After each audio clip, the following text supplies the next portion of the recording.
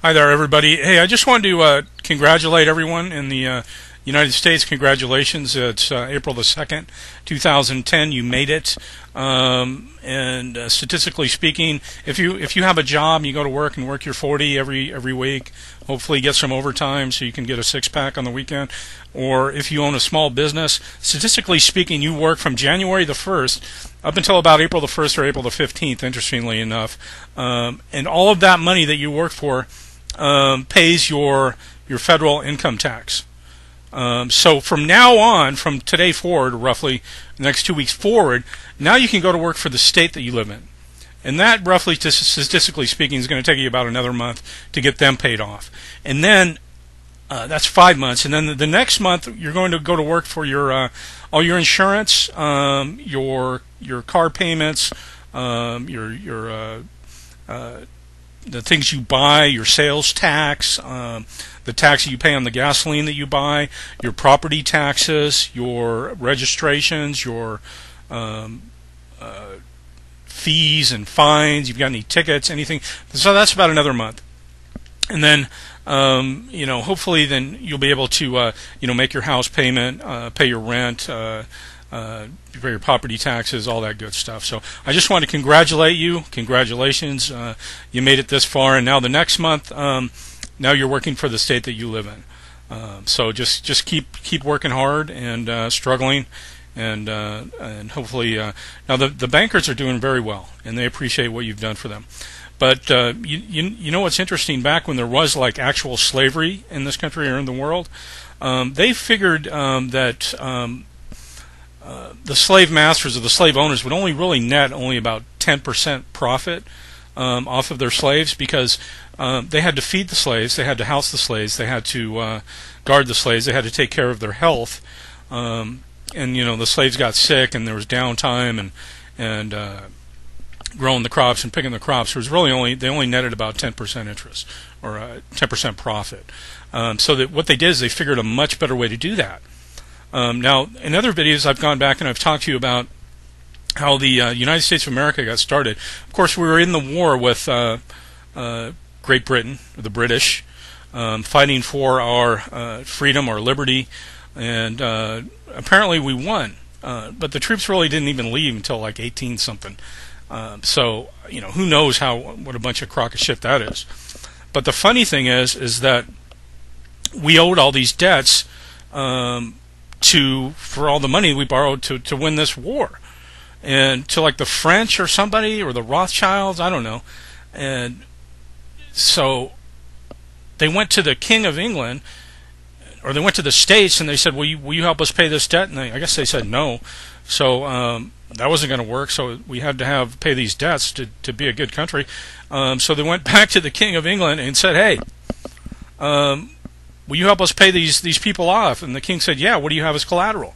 And they said, well, we'll put up our federal government, the sovereignty of the federal government. He said, fantastic.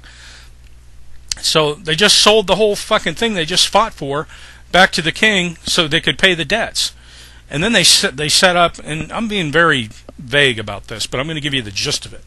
They set up what's called, the king goes, well, I want an interest in everything there. So what I'm going to do, we're going to set up we're going to charter a bank. It's going to be called the Bank of the United States.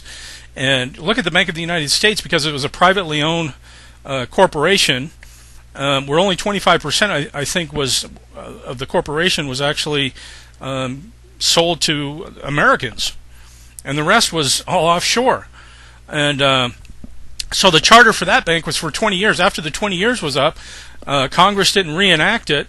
So then you have what's called the War of 1812, when the British troops came in from Canada, came down, and they burned the White House. Why did they do that? Because the White House held all the titles to the government, to the land, or whatever they put up as collateral. So they came down, they burnt the White House, and they took control. They got the titles, and they took control of the federal courts. So now we have what's called the Bar Association running all of our federal courts and even our state courts. And the Bar Association is an acronym for the British Accredited Registry.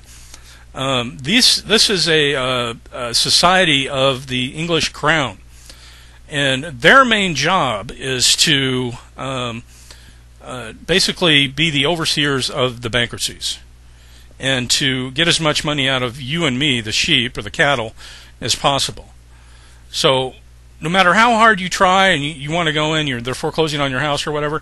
See, the British Accredited Registry, the Bar Association, lawyers or esquires, they work for the bankers. That's their job. They're not here for you and me, believe it or not. They really aren't. And all of the police and the FBI and all these other sub corporations, all the money trickles through the court system back over to the bankers. And every year we were a republic for about 7 years, and then after the international bankruptcy cycles last for 70 years. So when the first bankruptcy was over, the 70-year cycle was 1865, and then we had the Civil War, because the federal government went to the southern states and said, hey, we owe this money, are you guys going to pay up? And they said, no, we're not going to pay up. So we went to war with them. And after that war was over, they never came back to the Congress. And we went into what's called emergency war powers. And they started a company called the United States Corporation. We're not even under a republic anymore. It's a corporation. And it's a military, like, dictatorship, democracy. Everything they taught us in school is bullshit. It's a military democracy. That's why the president is the commander-in-chief of the army. And we're under emergency war powers. We're all under an emergency war thing right now. And another 70-year bankruptcy cycles goes by, and they owe more money to these international bankers. So what they do is they put the states up as collateral, and after that they put you up as collateral. In 1933, 29, you had the stock market crash. They put you as collateral. All the labor that you work for throughout your whole life is pledged to them. That's why they give you a Federal Reserve note. It's not worth anything. House Joint Resolution 192. They took all the gold and currency out of the system, and when you go sign your paycheck, they're loaning you some money. Here, you can borrow it. That's all they're doing. You got to pay it back. It's their fucking money. That's why their gang symbol with the pyramid is on the back of it. Everything is borrowed. They own everything, and they own you, what you think is you. So just know this, man. When you file in your income tax, all that shit is you're just paying tribute to the frickin' Queen of England and these international bankers, the Rothschilds. Who knows who they are? The black nobility. They're faceless. I want to see their faces. I want to know who I'm working for. That would be nice, wouldn't it? You think you're living in a free country? They own you. And now when the 1999, that 70-year bankruptcy cycle was over, 2 years later, what'd they do? They parked a couple planes in those buildings. Knock, knock. Bill collector shows up. Hello? You owe us. Where's the money? And now you have this healthcare thing. And guess what? You know who's collecting money for the healthcare? It's a tax. The IRS is collecting for it. That's what it is. Now you're going to work an extra 2 months or whatever just to pay your healthcare tax. They're coming for it all. They own it all. And the only thing we can do is I'm not a tax denier or a tax objector or whatever. I just don't pay it. You know, say what you want. I haven't paid it in 20 years. I don't care. I'm not going to be a part of it. But I don't have to either, because there's no law that says I do. There is no law, people. But you just go along to get along. The only thing you can do is just stop paying them. That's all you can do. That's all any of us can do. Just stop paying them. Instead, go to stopthepirates.blogspot.com. That's my blog. I have some really good information I'll shoot over to you. Stopthepirates.blogspot.com. You need to get this information and share it with everyone you know.